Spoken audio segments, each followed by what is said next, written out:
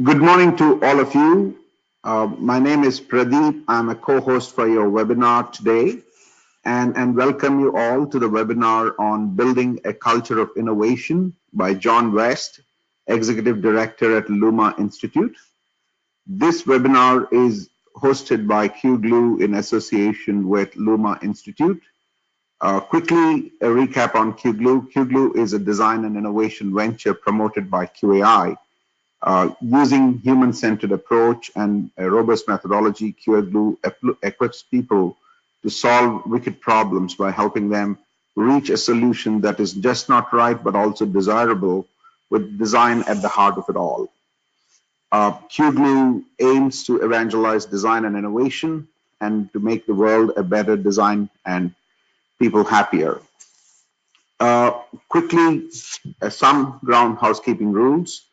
Before we introduce Jon, please make sure that you keep your headphones on and keep your mic and audio on mute. Regarding the questions, we'll be taking the questions through the chat, throughout the webinar. And towards the end of the session, we would be also asking specific questions to Jon so that he can answer them in great clarity. The main intent of this webinar is to explore how we build a culture of innovation within an organization. And on this topic, Jon is the best person that we could think of. And as Executive Director of Business Growth at LUMA, Jon helps organizations around the globe position themselves to become more innovative. And his unique combination of the fluency of design and business acumen allows for more strategic collaborations with clients to yield high-performing custom innovation programs. Jon is also an experienced innovator with years of product management experience and has led teams through interdisciplinary and iterative processes by applying human-centered design as a lead instructor and facilitator since LUMA's inception in 2010. Some of his past clients that Jon worked with include, Bayer, Honeywell, Cisco, Whirlpool, Merrill Lynch, and the list goes on. Prior to joining LUMA, Jon was a design strategist at Maya Design, and in this role, he helped clients apply human-centered design to tame complex problems in diverse domains such as healthcare, energy, finance, and consumer products. So without much ado, and to ensure that we have greater time of Jon, and I'm handing this over to Jon to take over the session. Jon, over to you. Thank you, Pradeep. So can everybody, can you see my screen? Pradeep, I guess you're not on mute. Yes, you can, Jon. Yes. Okay. Well, let's jump in. I think we have about maybe 45 minutes for this presentation, and then we have enough time for questions at the end. When we started this work over 10 years ago, we had to spend a lot of time often explaining to organizations what design thinking was, why it was important, how it might benefit them. And I think one of the things that we've noticed over those 10 years is now those are no longer the questions that we get. I think a lot of organizations know what it is, and they're doing it in some ways in their organizations. And the real challenge now isn't whether to do it; it's how to do it and how to do it well, and not just how to train significant amount of the workforce, but really how to turn that training into good effect, and how to embed those practices in the organization so they become part of the fabric of how people work every day. And that's the real challenge. It's not about innovation training. It's really about how to foster an effective innovation culture. And so we've had an opportunity to work with organizations around the world in every sector and every industry. And what I'd like to do today is share some of what we've learned about how to do it and how to do it well, and so that you might have more success in the work that you're doing, supporting your organizations, and bringing some of these qualities to the teams and people and the customers that you're serving, so that you might become successful in that. So we're happy to share everything that we know. And if you have questions following this workshop, certainly glad to answer them if we can. Innovation, it's obviously an imperative among most organizations, recognizing that their ability to compete and stay relevant to customers, it's imperative that they have an ability to innovate, to renew what they do every day.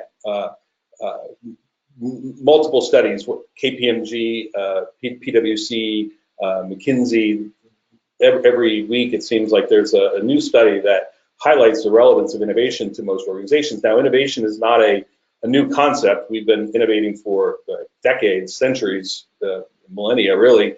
And so it's not a new concept, but it seems to be more relevant, more important to organizations. And we think that has to do with the the speed at which and the extent to which organizations need to renew themselves.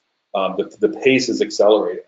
And so this presents a significant challenge to most organizations, and many now are turning to design thinking as a way to help their organizations be more innovative.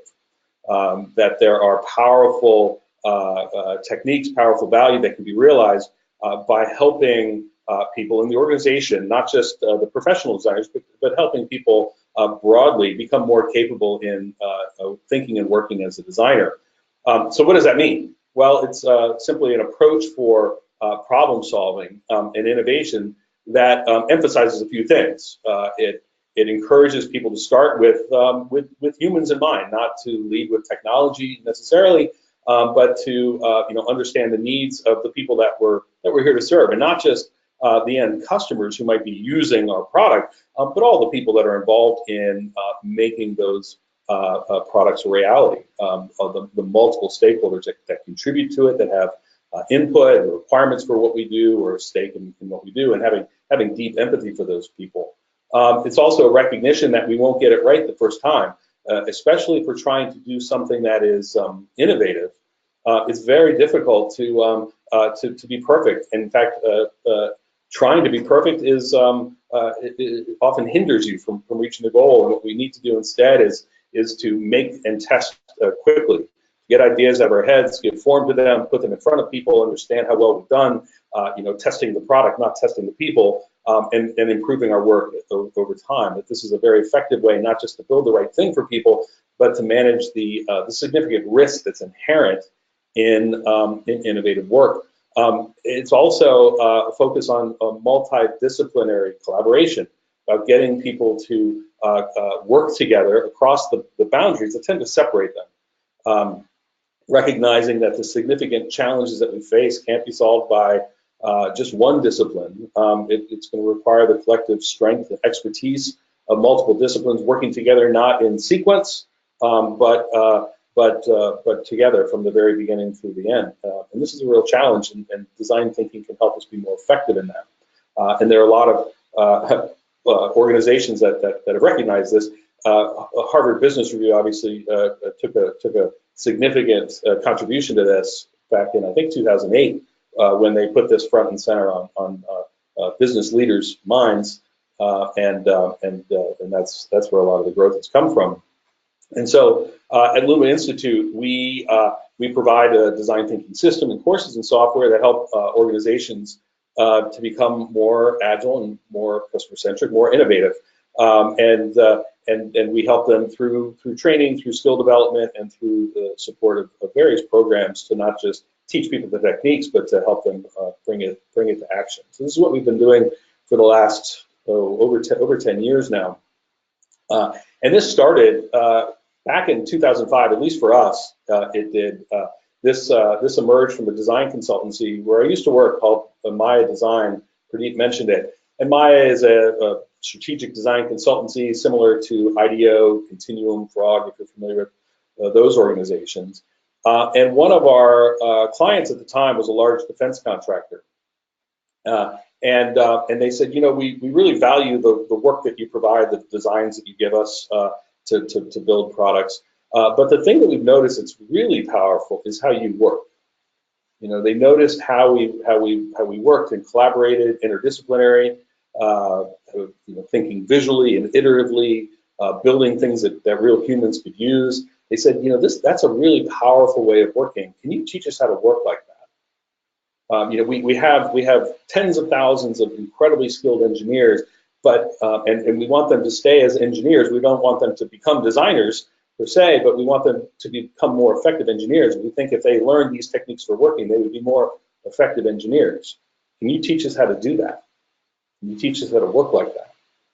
And this was back before design thinking. Human-centered design was a term of art. Nobody really had a name for that at the time, but they identified that as a very powerful skill. And so we developed a training program for them, teach engineers how to work like designers, and started to introduce this in the thousands. And fairly quickly, some other organizations that we worked with saw this and they said, "Hey, that looks great. Can you teach us too?"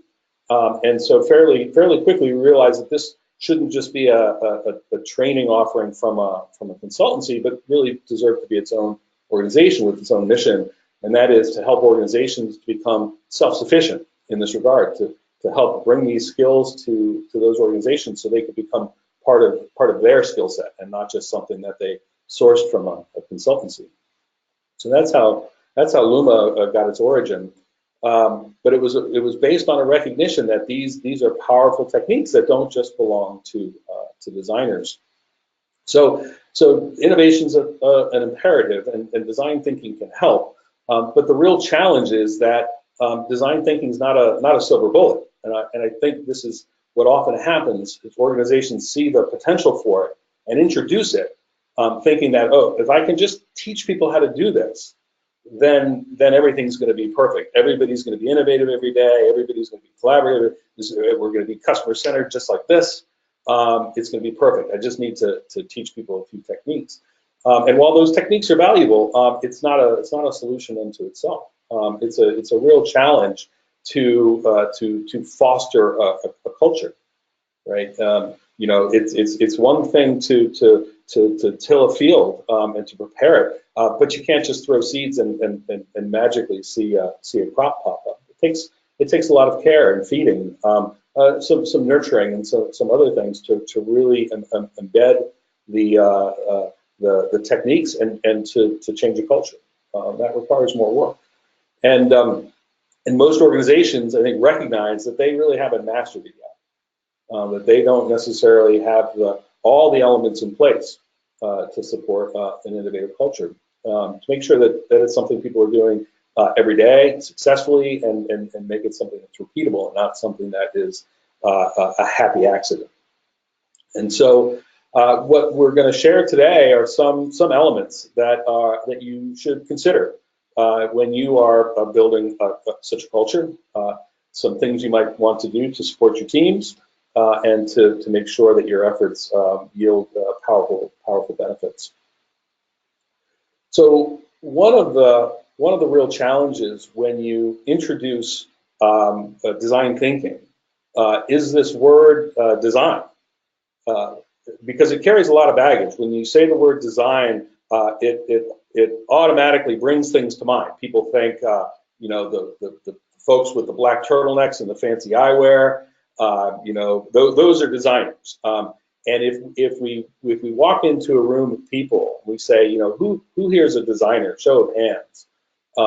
Very rarely do you see people put up their hands. Now, these are rooms of incredibly talented, accomplished people, very, very skilled, and nobody raises their hand. Nobody really thinks that they're a designer.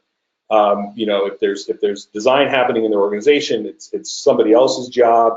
It's happening in another place, and it's happening at another time. It's not happening with them. It's not happening right here, right now.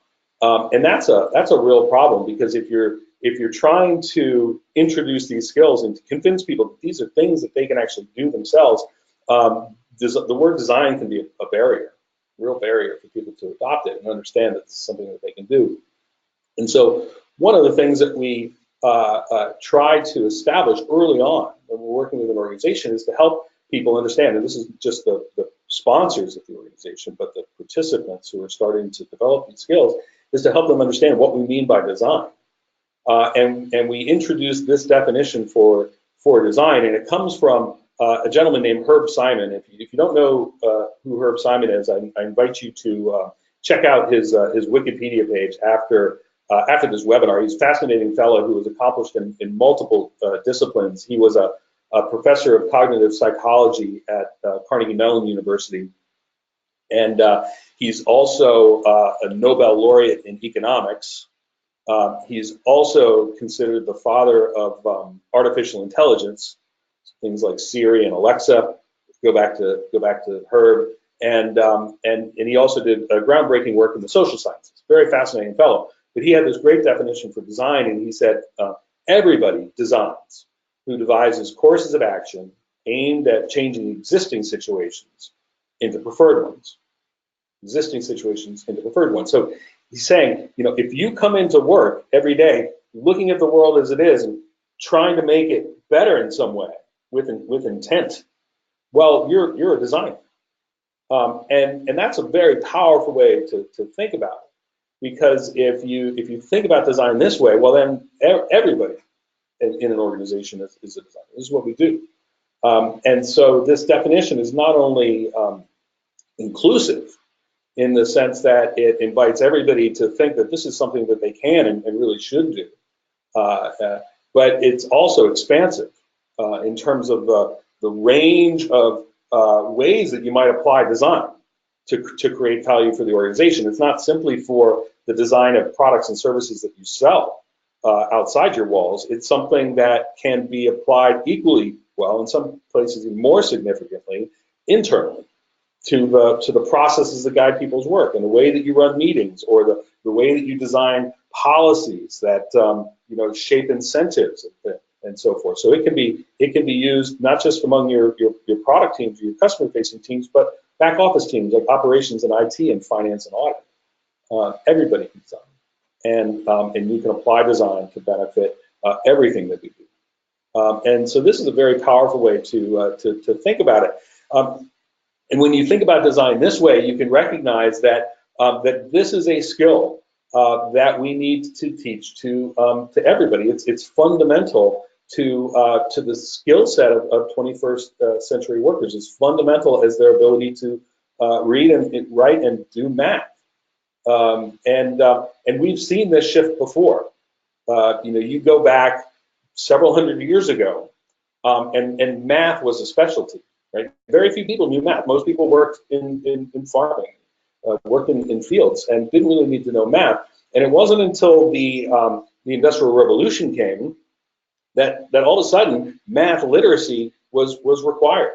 Widespread math literacy was required. People moving into factories and offices needed to know math to count and to tell time and to understand, you know, statistics and ratios, basic stuff, not fancy stuff, but basic stuff. But everybody needed to know it just to be a productive worker. So we taught it to everybody, right? We recognize that this is a literacy that really belonged to everybody. And now we see the same shift. It's not the Industrial Revolution, but it's the innovation revolution, and it's changing how we work and requirements for what workers need to be good at. And so this is why we recognize that innovation really is a literacy, and we really need to teach it to everybody. And so that's changing everything. It's not just a job for specialists, a few specialists working in a lab somewhere. It's really the job of everybody. Every worker needs to know how to do this. And that's challenge number one: helping people understand that this is something that they're not just capable of, but that is required, and that they're empowered to do every day, and that they can practice it and apply it to a wide range of things, not just to a small number of them. And when we see it like this, all of a sudden, it opens us up to many possibilities, many ways we can employ this. How do we attract and retain talented people? How might we increase our sales? How can we develop better leaders? How can we engage better with customers? How can we improve the onboarding experience for our vendors or suppliers? There are many ways that we can take advantage of this, large and small. And organizations that have figured out how to do this outperform their peers by significant margins. This is a study that's done every year by the Design Management Institute, and they have developed a very rigorous scorecard to identify companies that are design-led. And that means that they have established multiple ways to allow design to guide their work in terms of strategic priorities and how the teams work and how they measure success. they've identified a score. They have a scorecard that allows them to identify these design-led companies, and they have and then they track the market performance of those companies, and you can see that those organizations can outperform their peers by significant margins at a time. So this approach can have powerful returns for organizations. So what I'd like to do is introduce 5 key principles for creating and supporting an innovative culture, and these are principles that we've learned through working with organizations. So I hope you see a few things here that might be valuable for your work. So the first principle is to connect it with a strategic imperative. I think one of the challenges in organizations is that people see these training programs as not something worth their attention, or not something that's significant for the organization. You know, it's design thinking this year, it's going to be something else next year, and so forth. And if they don't see that the organization is committed to it, they're not necessarily going to invest their time and their energy, and potentially invite a little bit of risk for themselves to try to change. And really, when you're introducing this in an organization, it's an invitation to change. But if people don't think that this is a change that's going to persist or that's valued by leaders, they're not gonna do it. So the first thing that I would recommend is make sure that the teams and the people participating in this see the connection and the support from the leadership. Very critical for that to establish credibility and buy-in. There was an organization that we worked with, a bank in Australia called AMP, and they were one of Australia's largest and oldest financial institutions. Have been around for hundreds of years, and so they were a well-known brand, but they were a bit worried that they were losing their relevance with customers, as many financial institutions face today around the world. And they wanted to make sure that they were relevant and appealing and connected to the needs of a changing customer base, millennials, making sure that they're connected to millennials. So they were introducing this design thinking program as a way to stay better connected with those customers and to build better products for them. And so this was their mantra. Who are you going to help today? Now, it would have been very easy for them just to have invested in that sort of a marketing campaign, internal marketing campaign or mission statement, and just left it at that. But they were deeply committed to it, especially among their leadership team.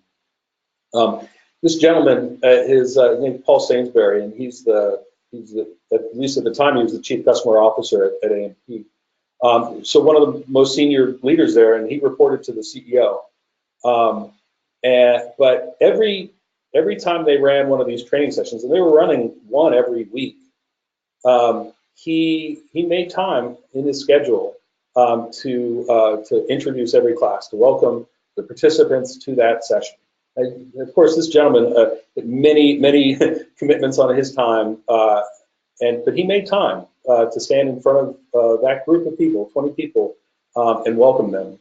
And he used that as an opportunity to help them understand why this was significant, why this training was significant to them.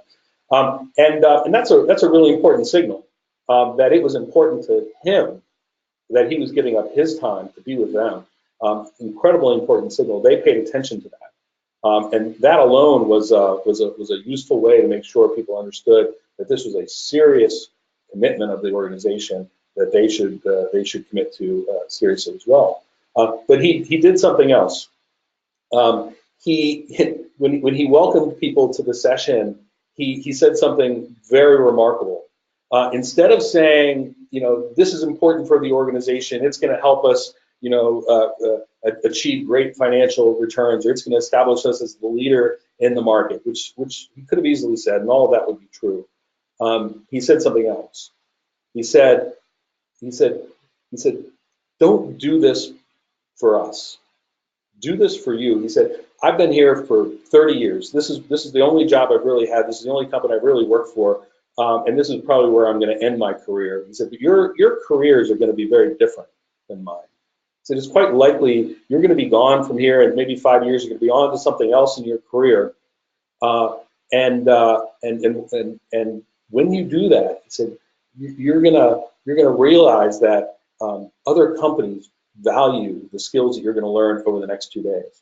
So these are the skills that matter. These skills are going to be important for you for the rest of your career. So don't do this for us. Do this for you. This is going to increase your own personal stock price. And that was a very powerful message to them as well. That this was a company that cared about them and that was investing in them and that wanted them to reach their full potential.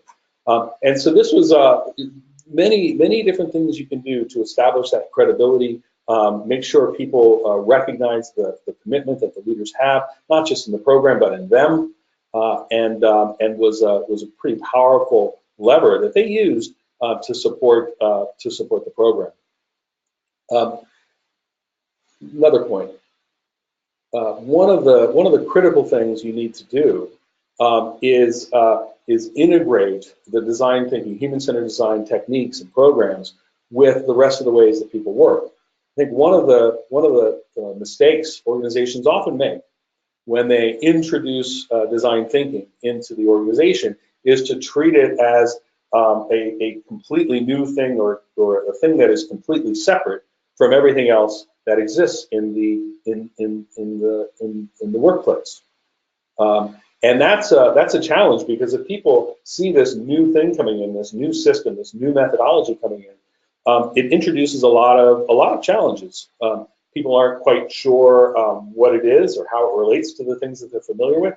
They might be threatened by thinking that this might displace the thing that they know, maybe the thing upon which their professional value rests. So they might maybe they might resist it.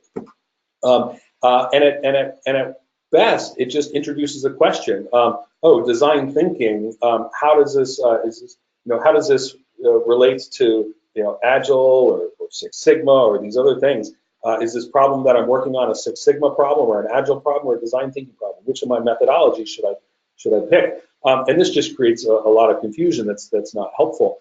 And so one of the principles that you might consider is how to integrate it with the way that people already work today. Right? People don't need yet another process. They already have processes. They've got processes that drive software development, product development, design. Some of these processes are sort of standard. They span industries and companies. Other processes might be proprietary, things that you've developed to guide people's work. But companies already have lots of processes, and people know those processes. They're familiar with them, and they understand how to work within them. And so I think one of the keys is to not treat design as a process, but to think of it as a skill that underpins all of your processes. That way it's not just another process that might displace or compete with those existing ones, but one that can support the range of processes you might use in the organization. So I'll give you an example. If you use Agile and Scrum as your software development process, you can think of these design thinking techniques as ways to support teams that are actually doing those activities to make those activities more collaborative, more innovative, more attuned to the needs of customers. And so you can teach people these techniques in the context of those familiar processes. One, so that it sort of fits in their context, but also so now they understand, well, if I'm doing this familiar activity, here are some techniques I can use to make those activities more design-centric. And it's very easy for people that are familiar with those to start introducing design thinking techniques right away in their daily work. It can be quite powerful. So here's an example. If a team is doing sprint planning, well, this is a good method set, a sequence of methods that they can use to support sprint planning meetings and user scenario creation. We can use Rose, Thorn, Bud, which is a way of finding patterns in large sets of information by using color-coded Post-it notes Red, pink Post-it notes represent things that are working well. Blue Post-it notes represent things that are challenges or risks. Green Post-it notes represent things that are opportunities. So people are using color to start to find patterns and sets of information. Statement starters, a very powerful way of problem framing using a phrase like "how might we?" It opens up, it turns a statement into a question, invites exploration. Storyboarding, an effective way of mapping out key elements in a person's experience. So we can combine those three techniques, rose, thorn, bud, statement starters, and storyboarding, to support familiar sprint planning activities. Right? So this is a way of teaching an agile team design thinking techniques, not to do instead of their agile activities, but as a way to support and make more effective those familiar agile activities. Integrates design thinking, doesn't replace whatever people were doing before. Here's another example, a set of methods that's very effective for accelerating sprint work. Using importance difficulty. This is a prioritization method that helps people examine the relative importance and relative difficulty of some number of things that they might do. This is a great way to start to prioritize elements in a sprint, to prioritize a team's work. Thumbnail sketching, schematic diagramming, supporting that as well. Critique, very effective way for teams to give feedback on a potential design. Rough and ready prototyping and think aloud testing, two techniques for getting feedback from users on an early prototype. So these are examples of using design thinking methods inside of familiar activities to make those activities more powerful. So you can take the same approach to, say, stage gate, product development process, very familiar process. Here are techniques we can bring in to make those activities more effective. Same thing, if your teams use Google Ventures design sprints, very popular design methodology, you can introduce these techniques into those familiar sprint activities to make those activities more powerful. Same thing, design thinking process from Stanford D School. So this is the key thing, is understand, well, what is it that we're trying to do, and how can we employ design thinking in service of those? Right? Design thinking is not its own thing. Design thinking is something that we can bring into stuff that's familiar, and that accelerates not only learning, but accelerates application and the impact that you'll get from it. So principle number 3, teach it to everybody. Recognizing that design is not a specialty, and it's really something that needs to be practiced by everyone. And I'll highlight the familiar Post-it note. I think one of the ways that you'll know that your teams are doing design thinking, if you walk around your offices, you'll see the prevalence of Post-it notes. You see them everywhere, and it's almost gotten to the point where people can dismiss some of these activities as, oh, people are just playing with Post-it notes. It looks like something that's sort of shallow, right? That it's just people sort of playing with this stuff.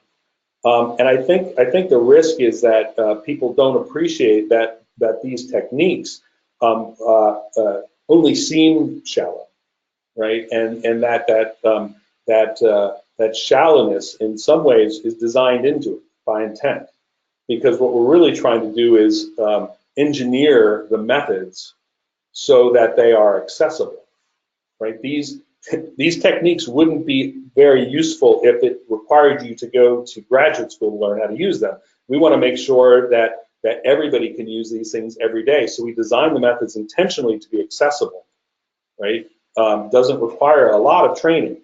And so one of the ways of making them accessible is using common materials, Post-it notes and pens. That's intentional, because what we don't want to do is use a tool that belongs to a particular group. We're trying to create methods that can be used by everybody. And so when you think about Post-it notes and pens, they don't belong to engineers, they don't belong to product developers, they don't belong to marketing people, they don't belong to finance people, they belong to everybody. And they can be used by everybody, even if you don't have a professional degree. You can come into a meeting and you can pick up a Post-it and a pen and use it. So that accessibility is actually engineered into it. It's intentional. But those Post-its are actually quite powerful in other ways, sophisticated engineering in other ways. They help us to work very differently. Think about how we work together today. Too often we invite people into a room, into a meeting, around a table, and we try to solve problems just through words.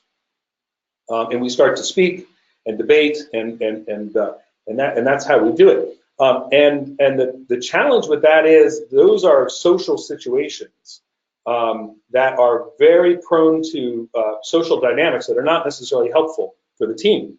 It invites the most senior person or the loudest person to dominate the conversation. Perhaps only a few people are involved in it. The discussions can be quite tense. Maybe people are reluctant to voice potentially challenging or dangerous ideas or opinions, so they remain quiet. And so there are a lot of things about that dynamic that are unhelpful for the team. Now, when we introduce design thinking and some of these techniques into a situation like that, it has a very powerful effect on what the team is doing. Can change things in a very radical way. When you use Post-it notes to, say, facilitate that discussion, one of the things that allows people to do, you might say, instead of just diving into a conversation, you might say, okay, what I'd like everybody to do is just take 5 minutes, and I'd like you to use, the Post-it notes that are in front of you, and I'd like you to write down some of the things that you are aware of about this topic. Maybe some of the things that are working well, some of the challenges that we face, maybe some of the opportunities you notice, and I want you to write down, each person, just spend 5 minutes writing some of those thoughts down on Post-it notes, just by yourself. And so that immediately invites participation. Now everybody has contributed something. It's not just a few people in the room. Everybody has a chance to give voice to their ideas just by writing them on Post-it notes. And then when you actually try to exchange the Post-it notes, maybe share out what those ideas are, another powerful thing happens. And that is we're not directing words directly at each other. Think about what happens in a room where you're just using words alone. Words are risky. It's often people are reluctant to articulate, give voice to things that are risky or uncertain ideas. So they don't, because those words are associated directly with their face. They're mapped too close to them, and so they might not give voice to them. But if you give people an opportunity to take an idea and write it down on a Post-it note, it creates 1 degree of separation between the person and the idea. So it's more likely that they're going to offer up a challenging or particularly dangerous idea. They'll be more honest. The other thing about words is that they're directed right at people. And so people think of them, they're almost like arrows. And people, if you're speaking directly at somebody, it can put them in a very defensive or negative posture. And so that makes them react poorly. And so the other thing about Post-it notes is if people write down Post-it notes, and instead of directing a word at somebody, they just write something down on a piece of paper and they put it up on the wall. All of a sudden, that creates a degree of separation. I'm not saying something at you. I'm articulating something, and now we put it up on the wall, and you and me and the rest of the team, we're assessing the idea. We're not assessing the people, challenging the people. We're challenging the ideas, and that creates a radically different way for people to engage with each other and start to act as a team, and allows them to address otherwise challenging ideas and to do it in a very, very healthy way. So that's very powerful, and we get that through Post-it notes. That's not an accident. That's engineering. These methods look simple, but there's sophisticated engineering behind the techniques. Social engineering, cognitive engineering that are at play that make them quite powerful. Another thing, we can use Post-it notes to create ideas. Well, how does that work? Well, Post-it notes are small. We usually give people big pens. That means they can only write. If you have an idea, maybe I can only write that idea in a few words. I can't write a whole description of the idea. I can't write a novel. I can only write a couple pieces of information down. That means that I can't impose an idea on you. I might just be able to inspire you with a thought, and that's very important because once we do that, then we can start to combine post-its. This is how ideas come together. An idea isn't just coming from one person, it's a combination of many different ideas together. Post-it notes allow us to do it. It's your little idea, your little idea, your little idea that we can start to combine in very powerful ways. When we have those kinds of ideation sessions and we're just using words, one of the challenges, the cognitive challenge, is that people can't really remember all that much, right? Our brains can't hold that much in state. But when we write ideas on Post-it notes and we put them on the walls, well, the walls have a lot more memory than we do, right? So it can hold a lot more information. And when you think about ideation and innovation, it really comes from allowing people, humans, to access a rich set of data and to make connections between a very rich set of data. So we can do that using Post-its and putting them on walls and having a shared space that we can all access as a team to really expand what our brains normally have access to. And that allows us to come up with very, very innovative ideas. And it all comes from these simple tools. So the simplicity is intentional. It's designed to make it accessible, but there's sophisticated engineering behind it that allows our teams and the organization overall to operate in a much more powerful way. It's subtle. It's often missed. You walk by a team of people and they're using Post-it notes, and it seems like they're playing, but it's very, very powerful, and it's very intentional, and it's engineered. And once you have established these techniques among large groups of people, right? These techniques are accessible now and can be employed by a large number of people. It doesn't just mean that lots of people are doing it. What it means is that when these groups come together to collaborate and to create innovative new things, now they have a means for collaborating together. They have a shared language for problem solving. So when they come together, they actually can work more effectively together. And this can be incredible. So this is an example from one of the organizations that we work with. It's a global technology company, and this shows where they have invested in some of the training. And so you can see why, while there are certain groups that have received a lot of this, the range of roles that are involved in this training is quite diverse. And that suggests not just the sort of the applicability and relevance of these techniques in a wide variety of roles, but the value for the organization. When these people come together, they have a means of collaborating together in a way that they often wouldn't otherwise. And that can be quite powerful, right? That's the challenge with professions, is that they tend to invent their own vocabulary, their own tools, their own ways of solving problems that are very powerful for them. But what happens is that it tends to create barriers between them and other roles in the organization, other professions. And so when we invite them to come together and work together, they tend to work in sequence. Each person in the room has a chance at the front of the room with the clicker going through their slides. They sit down, and that's sort of how we solve problems. We solve them in sequence. And this approach really allows your teams, your cross-functional teams, not just to meet together, but to really effectively work together and to be proud of the work that they've created together. And this is from Joanna Cook, who's responsible for the design program at Autodesk. She said, we've got so many people here that design, but this is our common language. This is a shared language, and these are the ones that we use all the time, the ones we use every day, and very, very powerful. Autodesk has recently won awards, and I think a lot of that has come from the investments that they've made in building a very, very incredible design practice across the organization. So number 4, accelerate daily use and to celebrate early wins.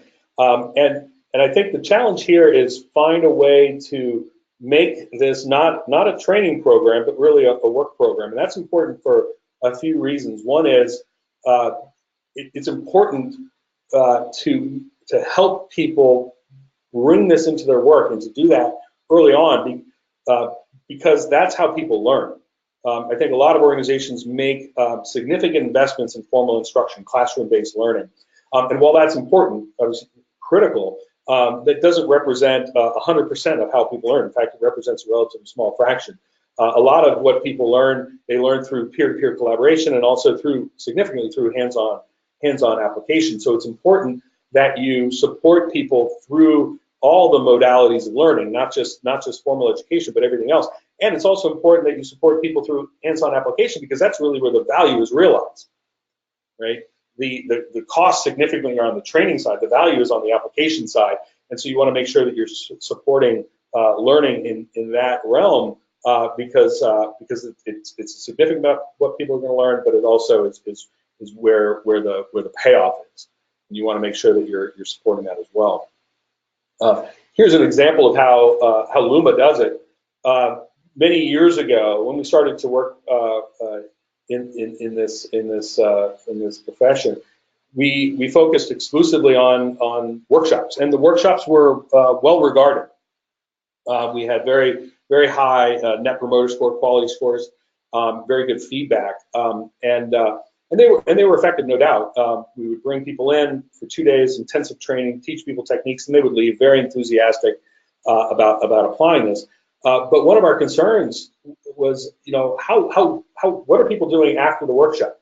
Are they using the techniques? Are they using them to good effect? Where are they applying it? How are they doing it? What value are they realizing? And the answer was we don't really know. And not only didn't we know, but our sponsors, our partners in these organizations, they didn't necessarily know. I think people had faith that there was value, but not a lot of confidence, I think, or certainly not a lot of data.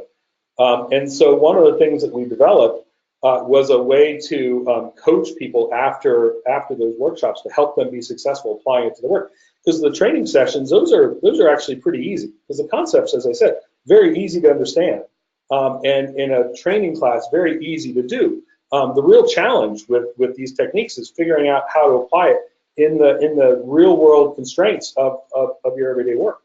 And so we designed a program to help people be successful in that critical 90-day period following a training session, where we invited each participant to identify a challenge that they, or some sort of a work activity that they do routinely that might benefit from some of these techniques. And we invited each person to make a personal plan of how they were going to apply these techniques, maybe one or two, to their work within the next 2 weeks, so that they would walk out with a plan, and they walk out sharing their plan with their colleagues. And then we would invite them to go do that and document their work, and then come back in 30 days and share what they've done. And so it was a bit of a forcing mechanism to force them to do it. But it was an opportunity for people to come back in 30 days and share what they did, however imperfect. And we could ask them questions about it, maybe give them some tips on how to do it better, maybe some guidance for how to carry that work forward. And so it was an opportunity for each person to learn, but also an opportunity for people to learn through the experience of their colleagues, to start to see that culture taking place, to see how other people were doing it. Because that's part of it. It's part of it is knowledge. The other part is maybe confidence or permission. Sometimes people don't think that they're allowed to do things, but when they see other people finding ways to bring this into the work, maybe using it with customers, using it with colleagues, using it in various ways, they start to have confidence. Oh, you know what? I can do that too. Maybe I can use it here and here and here. And so these sessions were very critical, not just to help the individuals be more successful in their work, but to start to form that community of practice. And so then we'd invite people to come back and do the same thing, come back at 60 days and come back at 90 days. So people had multiple opportunities to do this. And that's really what it's about. It's about habit formation, it's about repetition, it's about improvements and iterations, not necessarily being perfect from the beginning, but getting better over time, and starting to develop those powerful behaviors and those good habits. And so we created this structure so that we could provide support through that critical moment of behavior change. So this is just one way to do it, but I think if you were going to design a program, you might consider employing some of these elements. But in doing that, you can start to get visibility into what people are doing. And this was very important for the sponsors of organizations as well. It wasn't just effective for the learners, but it was also effective for the people running these programs, so they could see what are people doing, how are they employing it, where are they running into barriers, where are they creating value. they all of a sudden had visibility into what people are doing, and it gave them a mechanism for guiding that program over time. And this is an example of some other tools you might consider using. These are some resources that LUMA's developed. Pradeep mentioned them. It's called LUMA Workplace. And these are some on-demand resources to help bring some learning right to people as they're using these techniques in their daily work. And I think this example of recipes about bringing techniques into the context of the kinds of challenges that people face every day. I need to align a team on near-term priorities. I need to build empathy within my team. Well, what are some techniques I can use for that? And this is just an example of how you might make training relevant to people. Right? They're not interested in abstract skill development. They're interested in getting things done. They have challenges in front of them. Well, help them figure out how to use these techniques in the context of their everyday challenges to make them more effective. But if you do this, it can be quite powerful. And it's not just powerful in terms of how people are practicing it inside, it's also how you might bring it to the work that you're doing with your customers. Here's an example of the success Genpact has had in this, and it's not just the number of people inside who they've trained, but it's they recognize that really it was about how much they could bring into the work that they were doing, supporting their customers. So they were tracking that as well. And within a couple of years of standing up a program, they were able to weave design thinking into significant number of their deals and client conversations. So they were able to use this in a very powerful way directly with their customers, and it had a noticeable effect. Right? Their customers all of a sudden noticed that Genpact was in a position that had the capabilities of supporting them in a very, very different way. And for a consultancy, this can be incredibly powerful, because it's not just about solutions, pre-baked solutions that you're bringing to people. It's about creating solutions with their customers, which is incredibly powerful, incredibly differentiating, and was not possible before Genpact started to develop these capabilities. And so this was a way for them to significantly increase their value proposition, change the way that their customers saw them and valued them. Very powerful way. And ultimately, though, if you're using it every day, it's the best way to develop the skills. And you want to think of design not as a one-shot vaccine, not something that you're just going to learn and develop in one moment, but it's really something that you're going to develop over a long period of time. And the best way to think of it is it's a fitness program. Right? You don't get healthy overnight, and you don't go to the gym one day and remain fit for life. This is something that you want to do every day. It's a way of practicing it, not just with internal teams, but with your customers. And so the last one I want to share here is about measuring progress, and this is pretty critical. And so one of the things that we did early on when we started working with organizations is we recognized the challenge of thinking of design as a silver bullet. Of thinking, well, this is something we just can come in and teach, and people will be more innovative. And we saw other examples of that sort of silver bullet-itis. Organizations that said, well, we just need to build space, and people will be more innovative, or we just need to adopt some technology, people will be more innovative. And there's no one single thing that you can do to create an innovative culture. And so several years ago, we had this question in mind. Well, what are the factors that influence an organization's ability to innovate? What are the various things that organizations need to establish and manage to make sure that this happens? And so we did a fair amount of research with thought leaders in some of the organizations that we work with, as well as thought leaders in the industry, universities, and the commercial sector. To understand, well, what are the things that are most critical to have and establish an innovative culture? And so we researched and interviewed people. We did a fair amount of work in sort of secondary research, and through that work, we identified these 18 key factors that can support an organization's ability to innovate. And I'd like to share these with you right now. we do an assessment along these dimensions, but I think if I share them with you, you might get a sense of what they are, and you might think through with your own organization, how do you line up along these dimensions? And so I'll just walk through them right now. The first set relates to resources, and these are the assets that you might bring to bear to help an organization, help the people in the organization understand these techniques and practice them widely. So do you have a system of methods that span your organization? I think one challenge, especially in large organizations, is this team uses this techniques, this team over here uses different techniques, and so forth. And one of the things you want to do to have that shared language, that shared language for collaborations, make sure that there's an established standard for design that underpins your processes, and that your teams are regularly using every day that span your organization. You want to make sure that you have training programs available to help people learn it. It can't just be for the few. You want to bring skill development to everybody, whether it's formal in-person training, remote coaching, online self-paced learning. If you want to make the claim that design is important, innovation is important, customer-centered culture is important, you need to back that up with a commitment to make skill development available to everybody. You want to provide tools and resources to help people not just learn it, but to apply it every day, and also provide space to do it.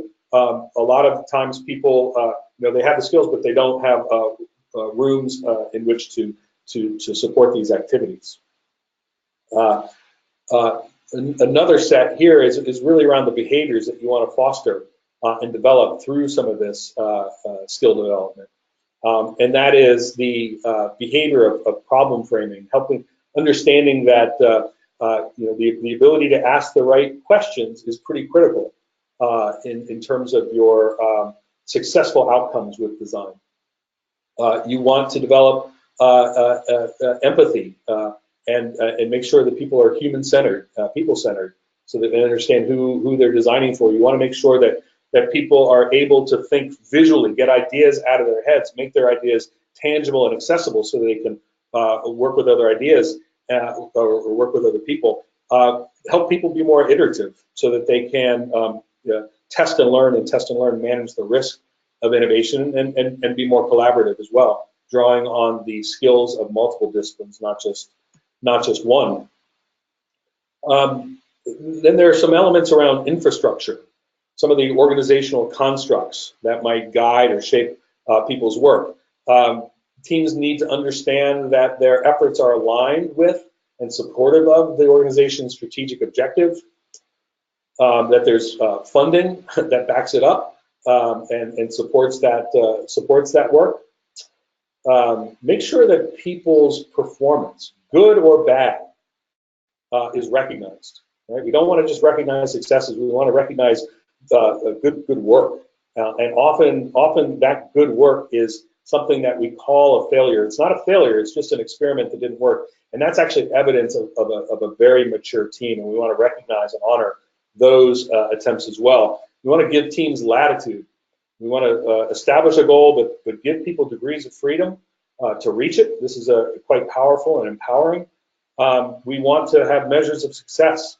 You can't manage what you can't measure. We want to make sure that we measure our innovative efforts as well, and make sure that we have a united approach for doing it. There's no single process that we're going to use that span all the range of work that you have in the organization, but we do need to have a united approach for how we're going to do it. And lastly is the ethos, and these relate to the beliefs that fuel innovation. You can do all of these other things perfectly well, but if people do not have the right mindset and belief in the organization and what it stands for, they're not going to be successful. So employees need to be inspired by and understand the vision of the organization, need to have a conviction that their work is central to that strategy, and also an understanding of how to manage risk, the risk that's inherent with innovation. And this is one of the more challenging things. So much of the process that we developed over the last 40 years have been about avoiding risk, about removing risk from our work. and really innovation is about the intentional and mature exploration of risk.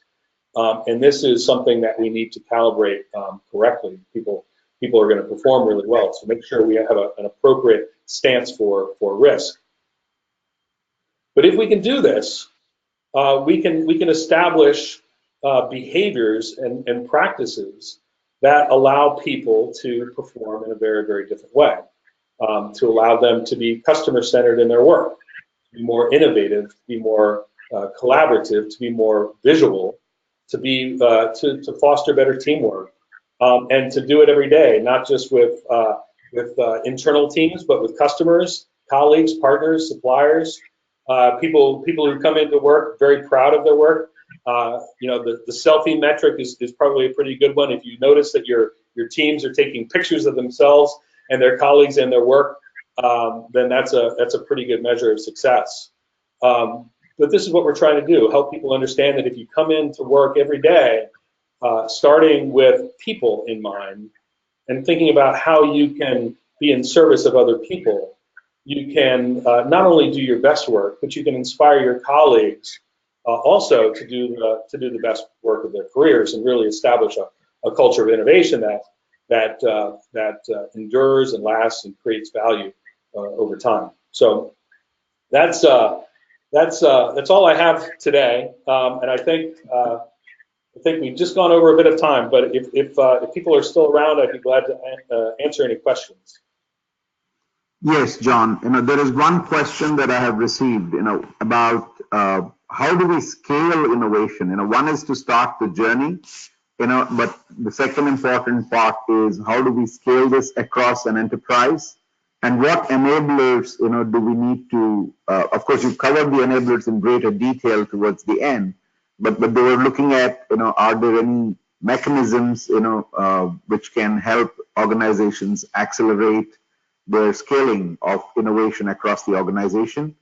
And the second one, which I had from my side, is can we also talk a little about the LUMA workplace? And I think that's a great asset that we have.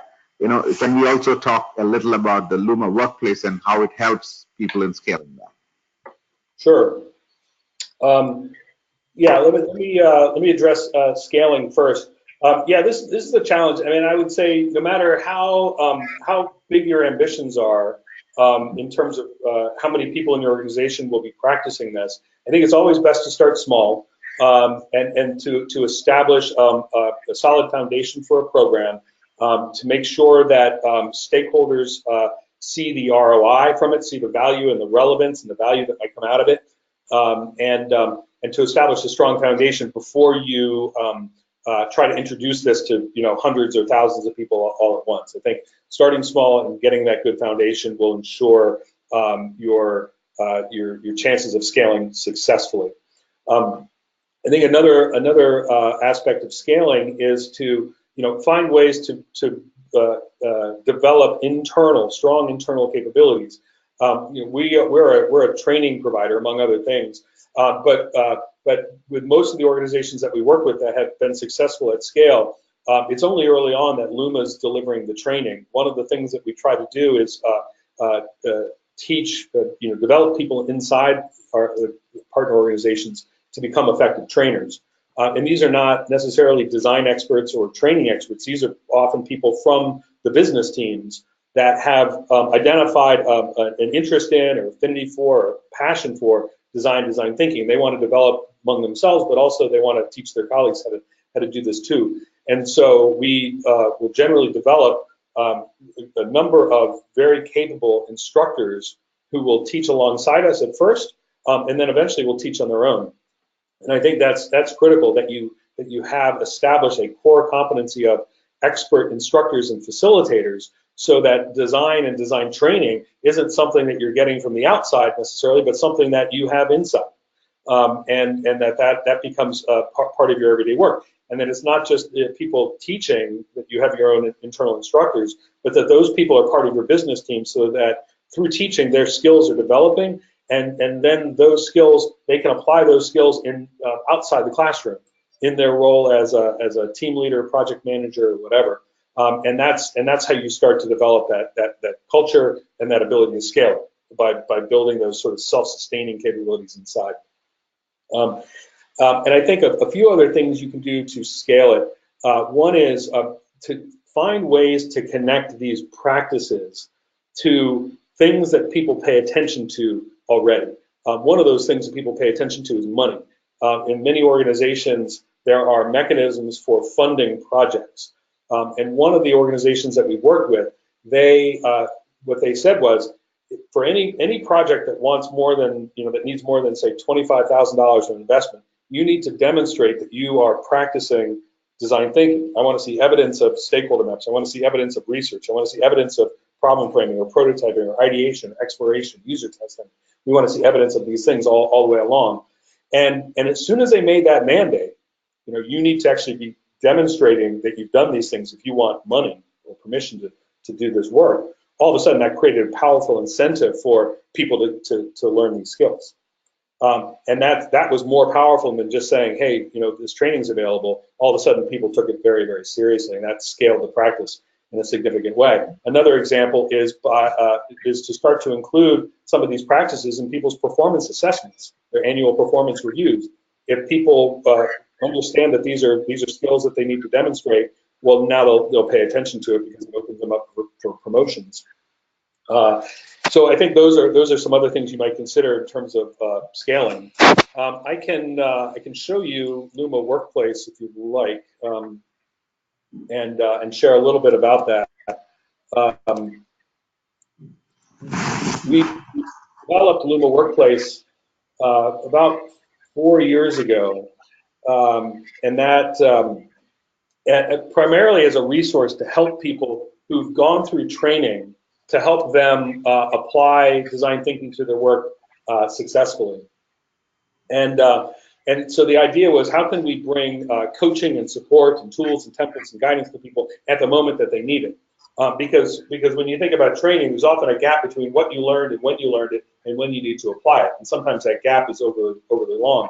And so what we've done with LUMA Workplace is we've provided not just information about design thinking methods. Here are techniques that we teach.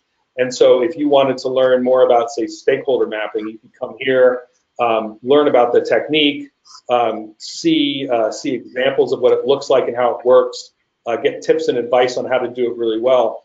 But also, we've developed a concept called recipes, which is a way of making these techniques relevant to the kind of work that people do every day.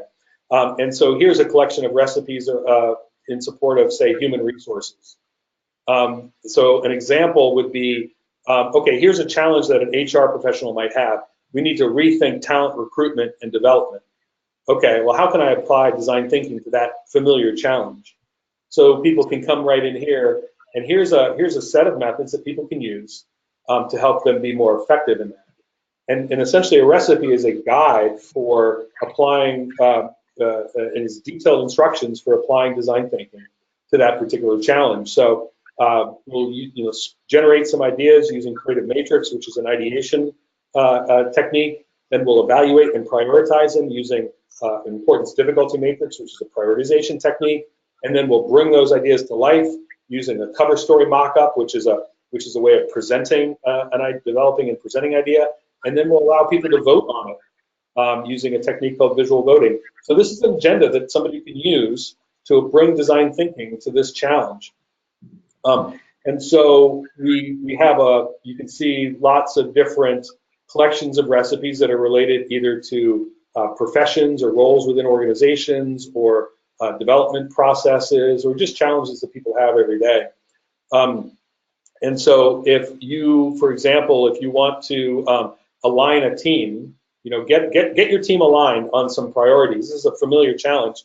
Well, here's a good recipe you might use.